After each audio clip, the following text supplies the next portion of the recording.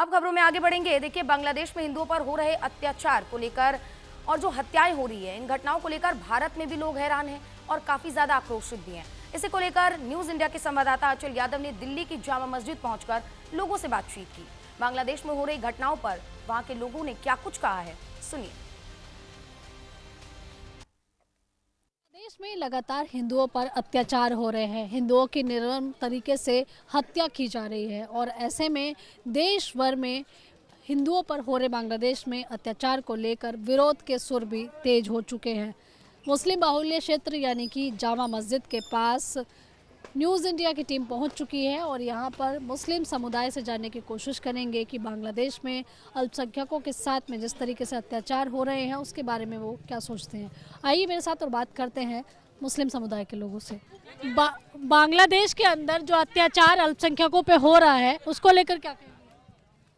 ये नहीं होना चाहिए, गलत हो रहा है, ये गलत हो रहा है। यहीं पर हमने देखा इसी बाजार में बहुत सारे ऐसे लोग हैं जो जानबूझकर इस पे बोलने की बात नहीं कर रहे हैं, जबकि ये भाईचारे की बात है यहाँ पर बोलना। कहीं भी हो कानून को अपने हाथ में नहीं लेना चाहिए। हर जगह कानून है, संविधान है। जिस तरह से दूसरी वारदात हुई है जिसमें हिंदू को जलाया गया, क्या शरिया ऐसा कहता है किसी निर्दोष को आप जला दो, मार दो? नहीं नहीं, ये इस्लाम नहीं कहता। हाँ।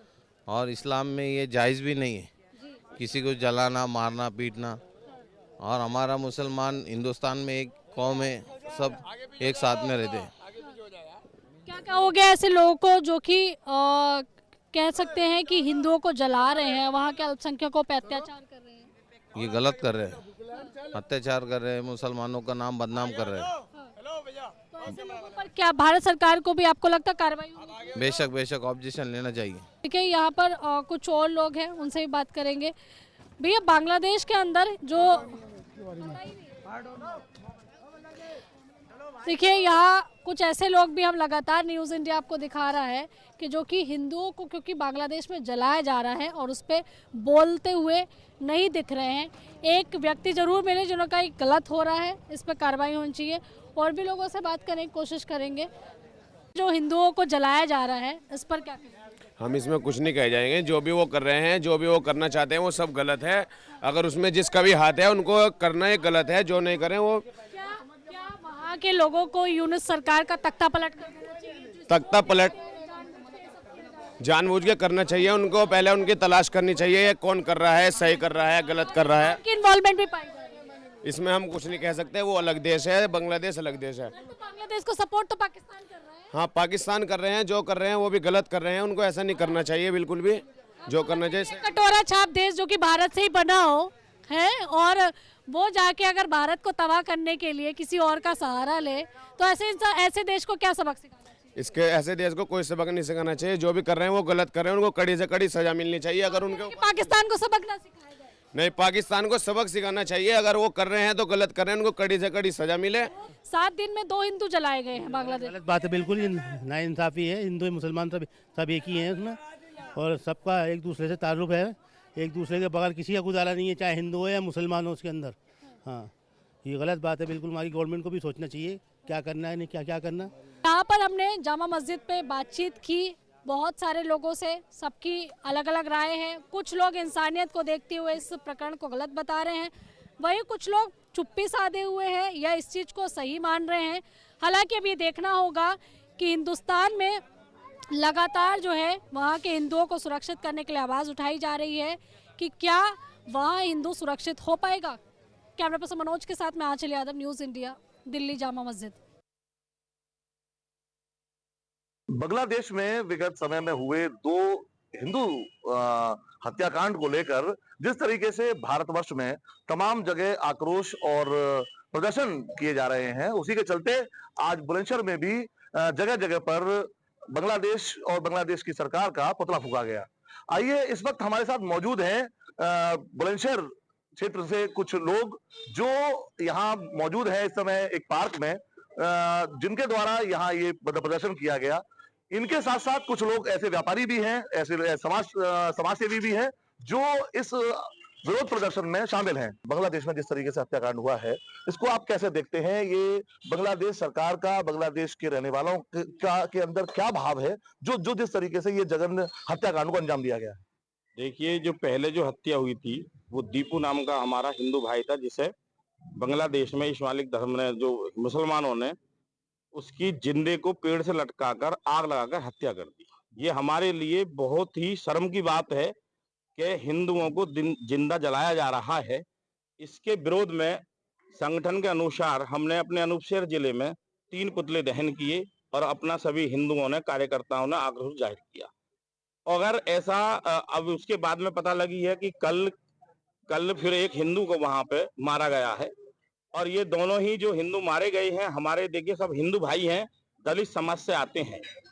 और जो हमारा इस समय, हम ये मानते हैं कि जो वहाँ बांग्लादेश में हो रहा है ये बहुत गलत हो रहा है, और हम अपनी सरकार, जो हमारी भारत की सरकार है, इससे भी हम आग्रह ये करते हैं कि जो वहां से कोई भी सामग्री हमारे भारत को आती है या भारत से वहां के लिए सामग्री जाती है, उस पर प्रतिबंध लगाया जाए, जिससे कि उनकी आर्थिक स्थिति कमजोर हो। जब जागो तब सवेरा, हमें जागना ही होगा।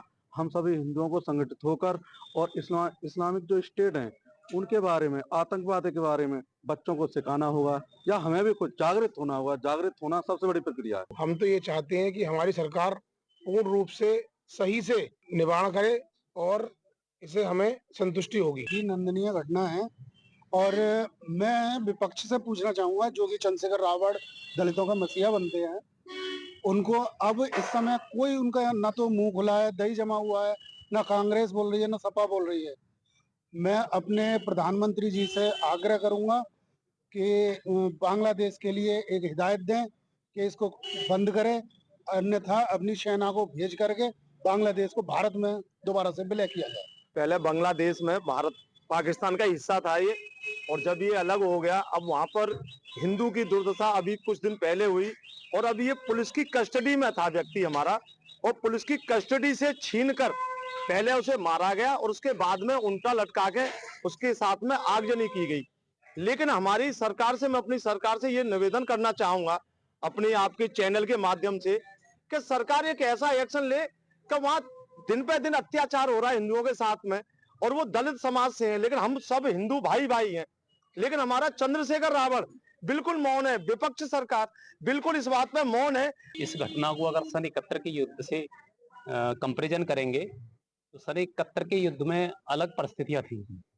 उस समय क्या था कि शेख मुजीबुर रहमान की सरकार, जो आम चुनाव हुए थे, शेख मुजीबुर रहमान की सरकार को भारी बहुमत मिला था।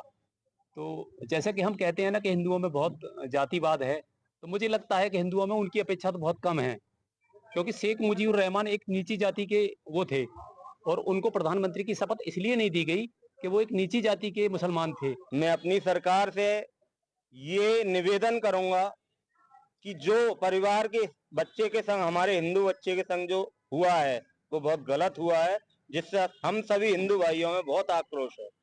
कम से कम सरकार इतना तो कर सकती है कि उस परिवार की मदद करे। भारत सरकार को इस विषय पर जरूर सोचना होगा, अन्यथा यहाँ पे लोग जो मौजूद हैं उनका ये भी कहना है कि अगर उनके साथ अत्याचार इसी तरीके से बढ़ता रहा तो कहीं ये इंटरनल विद्रोह की स्थिति ना पैदा हो जाए, कभी कोई आक्रोश इतना ना बढ़ जाए कि आम जनमानस विद्रोह पर आमादा हो जाए। कैमरा पर्सन धर्मेंद्र सिंह के साथ पुनीत शर्मा, न्यूज इंडिया, बुलंदशहर।